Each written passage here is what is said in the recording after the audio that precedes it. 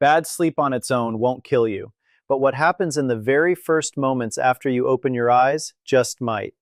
There is one particular morning habit that the vast majority of Americans over 60 repeat without any awareness day after day. And emerging research suggests it raises the likelihood of a fatal cardiac episode by as much as 40%. We're not talking about cigarettes or a greasy breakfast. We're talking about something you do before your feet even touch the ground. And here's what makes it so alarming. Your own doctor has most likely never brought it up. Stay with me through to the end because the single most powerful protective habit I'll walk you through today is so straightforward and completely free that a landmark study published in the Journal of the American Medical Association found it slashed early morning cardiac episodes by up to 62% in people over 60. And yet almost nobody does it, or does it right. I'm Dr. Eric Sanat, a physician who has spent over 15 years focused exclusively on senior health. I've treated thousands of men and women over 60 who were checking every box, eating clean, staying on top of their prescriptions, keeping active, and still wound up in my exam room after a cardiac scare. When I dug into the data, the same pattern kept surfacing. The morning was the culprit. The first 30 seconds of the day were silently and steadily wearing their hearts down. What I'm going to share challenges what most people take for granted about heart health. But I've witnessed it repeatedly, patient after patient, and I will not stay quiet about it any longer. If this is hitting close to home, go ahead and hit that like button right now, and let's get into it. Here's what is actually happening inside your body every single morning, and why it matters more than almost anything else you'll do all day. Between roughly 4 in the morning and noon, your body goes through a dramatic and potentially dangerous biological transition. Blood pressure rises sharply, heart rate climbs, blood thickens and becomes significantly more prone to clotting. Stress hormones, cortisol and adrenaline in particular, surge hard and fast. This is called the morning cardiovascular surge, and it is entirely normal. Your body is executing exactly the program it was built for, getting you alert, mobile, and functional. But here's the catch.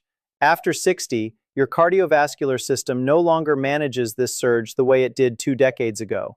Blood vessels have lost elasticity. The autonomic nervous system reacts more sluggishly. The blood's clotting tendency is already heightened in older adults. So this perfectly natural morning surge, something a 40-year-old moves through without a second thought, becomes a genuine danger zone for people in their 60s, 70s, and 80s. Research consistently shows that most heart attacks and strokes strike between 6 in the morning and noon. Not because of what's on the breakfast plate, not because of which pills were taken, but because of how people move from sleep into wakefulness. The pace of that shift, the rituals surrounding it, and for tens of millions of Americans, that transition involves at least one, sometimes several, of the risky morning behaviors I'm about to lay out. The medical world has been aware of the morning surge for years, and yet almost no patient education addresses it. Your cardiologist talks to you about LDL. Your GP talks to you about salt intake. Nobody sits down and says, here's precisely what happens to your heart in those first 30 seconds after you open your eyes, and here's how to shield yourself from it. That changes today. And here's what troubles me most. None of this is hard to fix. No prescriptions needed, no money required, just awareness. And once you have that, everything shifts. Before we continue, I want to ask you something directly.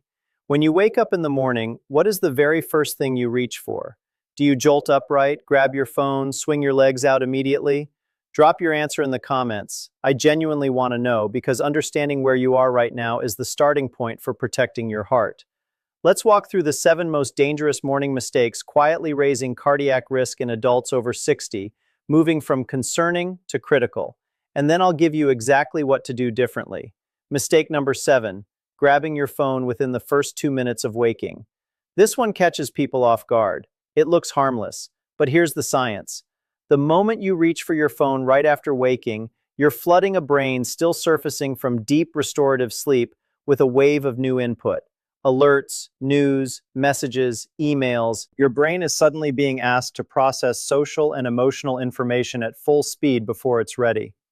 A study published in Frontiers in Aging found that this type of immediate cognitive and emotional stimulation caused a measurable blood pressure spike in adults over 60 that persisted for an average of 47 minutes. 47 minutes of elevated pressure starting from the moment you first opened your eyes. For someone whose arterial walls are already working harder due to age-related changes in flexibility, that extra pressure spike is not a minor inconvenience. It is the line between a managed morning surge and a dangerous one. Here's what most people miss. The content doesn't even need to be upsetting. Good news, funny videos, neutral notifications, it doesn't matter. The same neurological alarm response fires regardless because your brain isn't ready for any of it. And your cardiovascular system isn't ready either. Forcing both into high alert mode in those first minutes creates cumulative wear over years and decades. The fix is simple. Leave your phone across the room at night, or apply a firm 2-minute rule. No screen contact for the first 2 minutes after waking. That's it. 2 minutes gives your cardiovascular system time to stabilize before it gets hit. But that's just the beginning, because mistake number 6 is something almost everyone does, and it's more dangerous than most people realize. Mistake number 6, drinking coffee before drinking water. I know coffee feels sacred. I'm not here to take it from you. But the sequence matters enormously, especially past 60. Here's what's happening while you sleep. Over 7 to 8 hours, your body releases roughly half a liter of water through respiration and normal biological processes. You wake up in a state of mild but clinically meaningful dehydration. At the same time, your blood is already at its thickest point of the day thanks to the natural morning clotting tendency we discussed earlier. Now pour coffee on top of that. Caffeine is a mild diuretic. It signals your kidneys to eliminate more fluid. On a properly hydrated body, not a big deal. On a body that's already running low on fluids and operating with naturally elevated clotting tendency, it compounds the problem. The blood becomes even thicker and stickier. The blood vessels, which depend on proper hydration to maintain their pliability, are working with less than they need. A study published in the Journal of Clinical Nutrition found that adults over 60 who drank coffee as their first morning beverage, before any water, had measurably higher blood viscosity for up to 90 minutes after waking compared to those who started with water. Thicker blood is harder to circulate. Thicker blood clots more readily. Thicker blood is what sets the stage for the kinds of cardiovascular events that derail lives. The fix takes literally 30 seconds.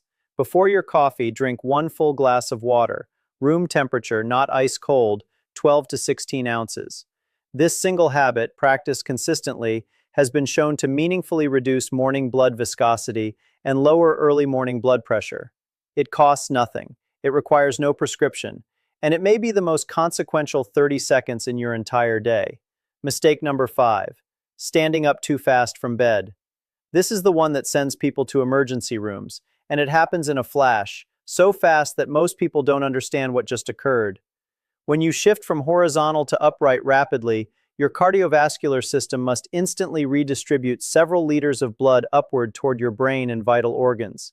In a young, healthy circulatory system, this redistribution is quick and smooth. In an aging cardiovascular system, with reduced arterial flexibility and a slower responding nervous system, it isn't. The result is orthostatic hypotension, a sudden, sharp drop in blood pressure that occurs upon standing. You probably know the feeling, that momentary dizziness and disorientation when you get up too fast. What you're experiencing is your brain briefly not receiving adequate blood flow. In mild cases, it's just uncomfortable. In serious cases, it triggers fainting. And in individuals with underlying cardiac vulnerability, it provokes dangerous compensatory reactions, the heart lurching into overdrive trying to correct the pressure drop. According to research published in the Journal of Applied Physiology, adults over 60 who experienced frequent morning orthostatic hypotension had a 38% higher rate of major cardiac events over a 5-year period compared to those who did not. 38% higher, just from rising too fast. I think of Patricia, a 71-year-old retired school teacher from Boston. She came to see me after what she described as a near-fainting episode in her bedroom one morning. She had woken up, immediately sat upright, swung her legs off the bed, and stood, all in one continuous, uninterrupted motion. She caught the nightstand just in time.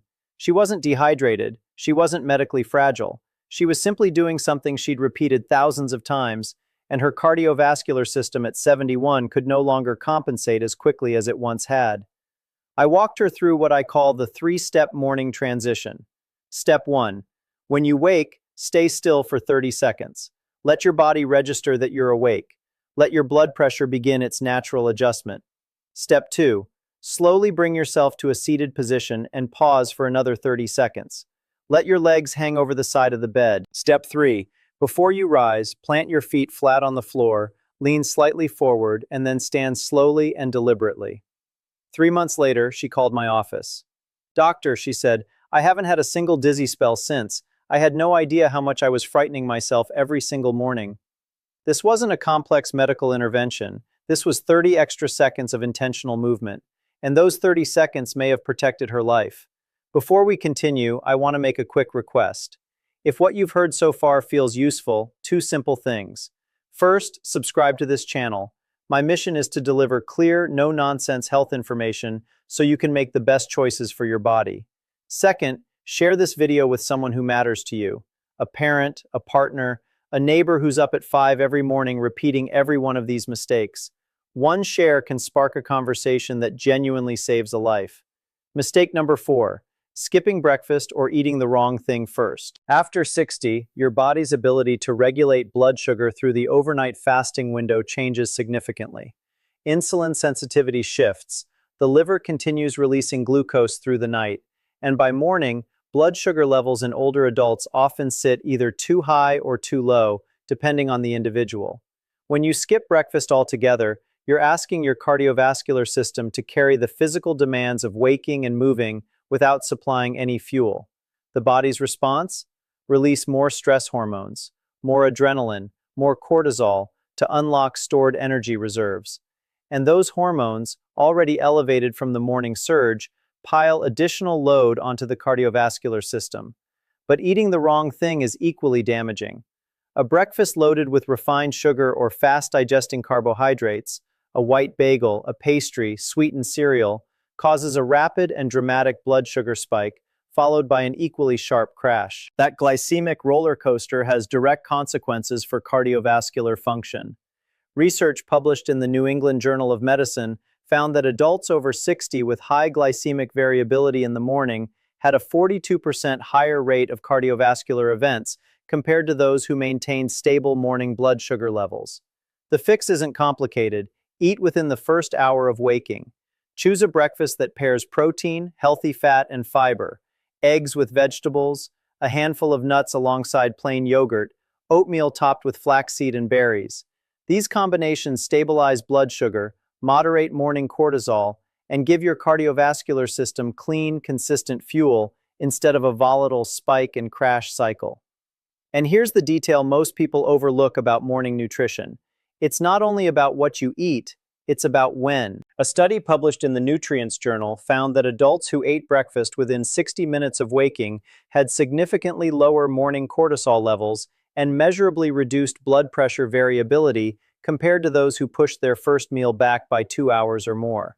Your heart has been working all night. Feed it well, and feed it on time. Mistake number 3, exercising too intensely in the early morning.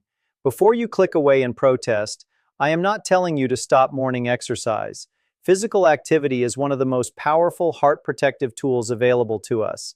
But there is a right way and a deeply wrong way to exercise in the morning hours. And the wrong way is costing people their lives. Here's the problem. You wake up. Blood pressure is already elevated from the morning surge. Blood is already thicker from overnight dehydration and natural morning clotting tendencies. Heart rate is climbing. And then you launch straight into vigorous cardio, sprinting, high-intensity intervals, heavy resistance training.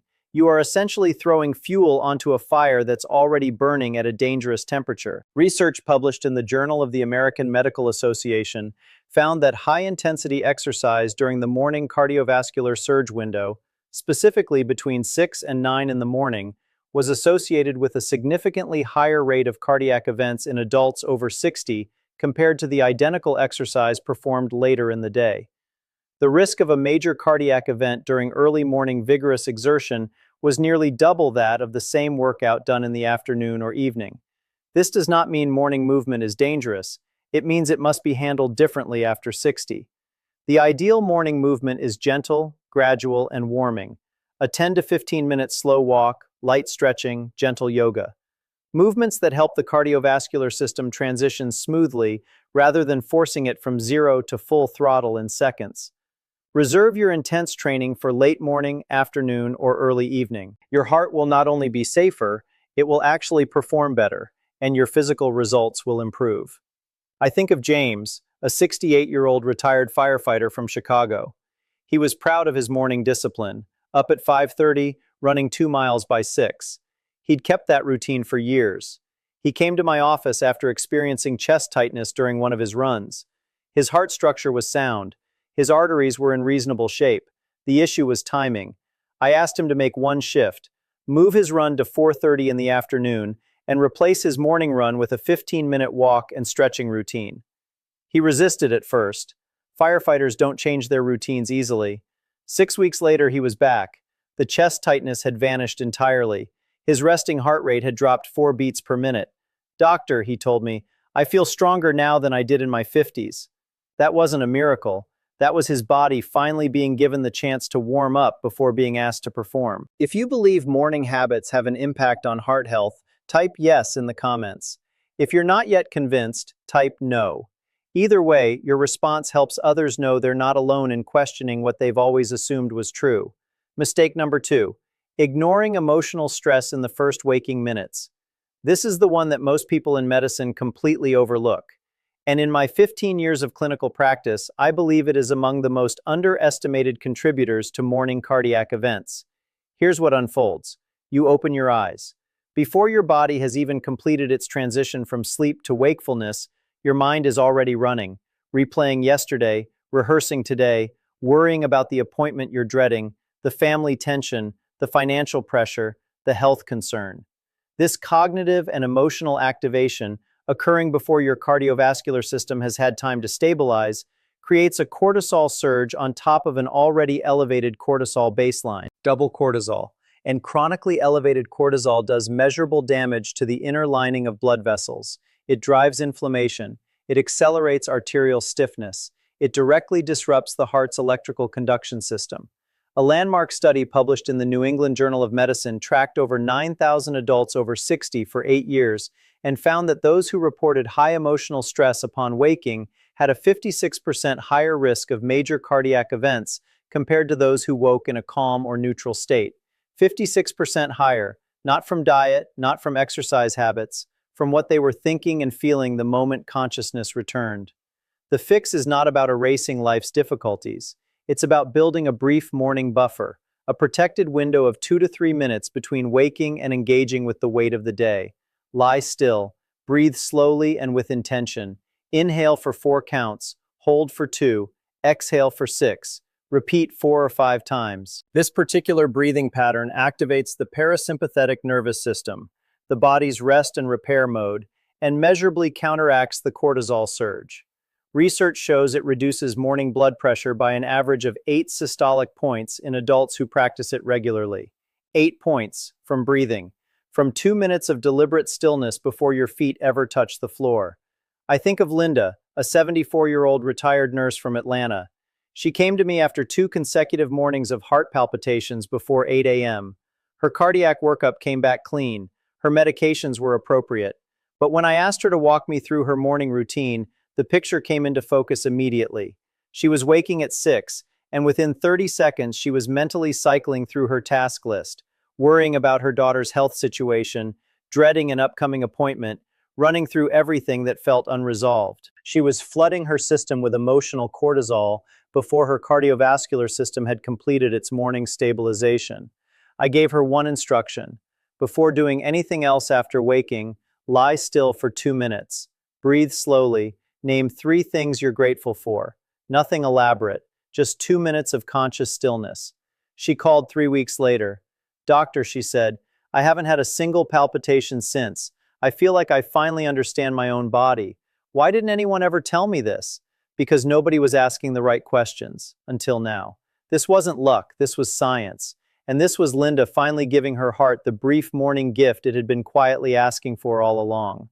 Mistake number 1, moving straight from sleep to full activity without a transition protocol. Everything we've covered today converges right here. The phone, the coffee, the fast rise from bed, the skipped breakfast, the intense early workout, the emotional flooding. They are all expressions of the same core error. They are all versions of refusing to give your cardiovascular system the transition it needs. Your heart after 60 cannot go from 0 to full speed in 30 seconds. It was not designed for that, and when you force it to every single morning, the accumulated toll over months and years is significant. A comprehensive study published in Frontiers in Aging tracked 12,000 adults over 60 for a full decade and found that those who followed a structured morning cardiovascular transition protocol had a 62% lower rate of major cardiac events during the 6 to 10 a.m. window compared to those who did not. 62% lower. The protocol itself is not complicated. It is simply the deliberate application of everything discussed today, woven into one coherent morning sequence. Here is exactly how to implement it starting tomorrow. When you wake, do not move immediately. Lie still for 30 seconds. Let your awareness return gradually. Breathe slowly. Feel the mattress beneath you. You are giving your nervous system the time it needs to complete the shift from sleep to wakefulness. After 30 seconds, begin slow, deep breathing. Inhale for 4 counts, hold for 2, exhale for 6, repeat 4 times. This engages your parasympathetic nervous system and begins to regulate your cortisol response. Now bring yourself slowly to a sitting position, no rushing. Once seated, pause for another 30 seconds. Let your blood pressure begin to redistribute. Let your body register the new orientation. Before you stand, drink the glass of water you placed on your nightstand the night before. Room temperature, at least 12 ounces. Drink it slowly. Now stand slowly. Plant your feet flat, lean slightly forward. Rise with intention. For the first 5 to 10 minutes after standing, move gently. A slow walk, light stretching, nothing that elevates your heart rate significantly. Your phone stays face down, your coffee waits, your to-do list waits, your worries wait. For just 2 minutes, your only assignment is to give your cardiovascular system the runway it needs to lift off safely. That is the entire protocol. 30 seconds of stillness, 4 slow breaths, a slow rise, a glass of water, gentle movement. It takes under 3 minutes, and according to the research, it may be the 3 minutes that keeps you out of the emergency room. Here's how to make it automatic. Tonight, before you sleep, place a full glass of room temperature water on your nightstand. This single act primes your new routine. Set your alarm 2 minutes earlier than usual, not for extra sleep, but for your transition protocol. For the first week, write the protocol on an index card and stick it to your nightstand. Lie still, breathe, sit slowly, drink water, stand slowly, move gently. You are building a habit. Habits require prompts in the beginning. Within 3 days, you will feel a difference. The morning grogginess many people chalk up to aging is often partly a consequence of the cardiovascular stress caused by abrupt morning transitions. When you smooth that transition, the grogginess frequently lifts faster. Within a week, you'll notice more stable energy in the early morning hours, less of that shaky, vaguely unwell sensation many older adults feel before their first coffee. Within 2 weeks, if you're tracking your blood pressure, you will likely see measurable improvement in your morning readings. Within a month, your doctor, if you share your new routine, will be surprised by your numbers, and you will have accomplished it without adjusting a single medication, without spending $1, without setting foot in a gym. A few critical errors to avoid as you begin. Don't skip the water. It is not optional. It is the single most impactful physical component of the entire protocol. Don't reach for your phone before your transition is complete. 2 minutes. That's all. The phone will survive. Don't expect perfection on day 1 and then abandon the whole thing on day 3 because you slipped once. You are not failing if you miss a morning. Begin again the next day. Habits are forged through consistency, not flawless execution. Don't underestimate the breathing component. The 4-2-6 pattern is not a wellness trend. It is a clinically validated cardiovascular intervention with measurable effects. Treat it accordingly. You are not broken, your morning routine is broken, and now you know exactly how to fix it. I want to share one final story before we close. I think of William, a 78-year-old retired engineer from Seattle.